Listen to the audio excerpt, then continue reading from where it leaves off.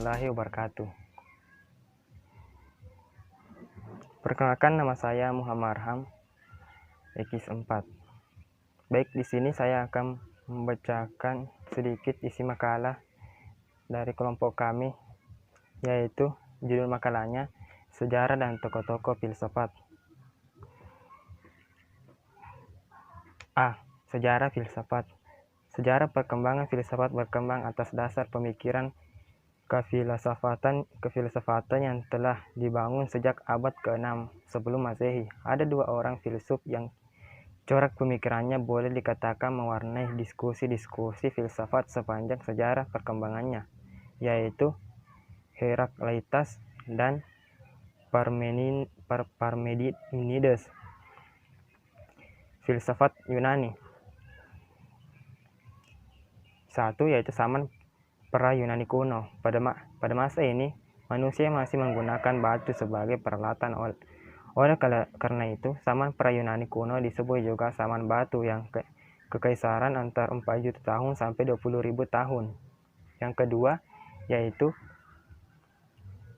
zaman Yunani kuno. Zaman Yunani kuno dipandang sebagai zaman keemasan filsafat, karena pada masa ini orang memiliki kebebasan untuk mengungkapkan ide-ide atau pendapatnya.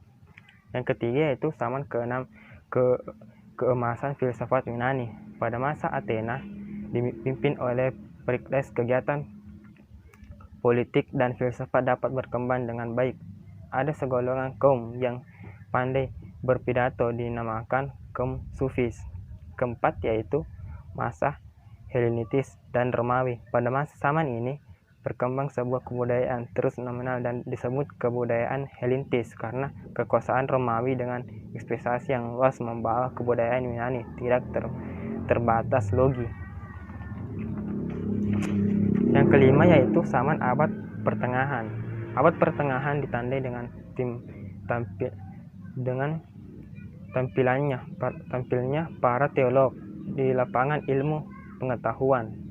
Yang keenam, yaitu zaman Renaissance sebagai era kebangkitan kembali pemikiran yang bebas dari dogma-dogma agama. Yang ketujuh, yaitu zaman modern. Zaman ini ditandai dengan berbagai penentuan dalam bidang ilmiah. Perkembangan ilmu pengetahuan zaman modern sesungguhnya sudah dirilis semenjak zaman Renaissance.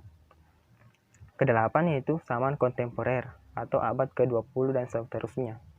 Pada zaman ini, fisikawan Albert Einstein menyatakan bahwa alam itu tidak terhingga besarnya dan tidak terbatas, tetapi juga tidak berubah struktur totalitasnya atau bersifat skakis dari waktu ke waktu. Kedua, yaitu filsafat Islam. Berpikir secara sistemologis dan analitis secara kritis sehingga lahir para filsuf Islam yang mempunyai kemampuan tinggi karena kebijakannya. Dalam kegiatan pemikiran filsafat tersebut terdapat dua macam pemikiran, yaitu para ahli. Yang pertama, yaitu para ahli pikir Islam berusaha menyusun sebuah sistem yang disesuaikan dengan ajaran Islam. B. Para ulama menggunakan metode rasional dalam menyelesaikan soal-soal kehidupan.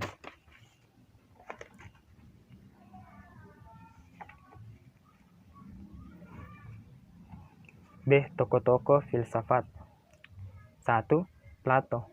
Plato adalah seorang filsuf Yunani yang berasal dari Athena. Ia mendirikan sebuah sekolah di tempat asalnya yang diberi nama Akademia. Yang kedua, Aristoteles. Aristoteles lahir di Stagia, kota di wilayah Chalcidice Yunani, dahulunya termasuk wilayah Mekadesia Tengah, pada tahun 384 sebelum Masehi. Ayahnya adalah tabib pribadi Raja Amytas dari Mekadania. Ketiga, yaitu Sokrates. Sokrates diperkirakan lahir dari ayah yang berprofesi sebagai seorang pemahat patung dari batu atau stone mason bernama Sporanitas. Keempat, yaitu Cicero. Ia merupakan salah satu tokoh pada periode akhir yang telah dikenal dengan sebutan Stoa Romawi. Selain itu, ia dan pemikirnya juga dianggap dekat dengan aliran Platonisme dan Epikureanisme.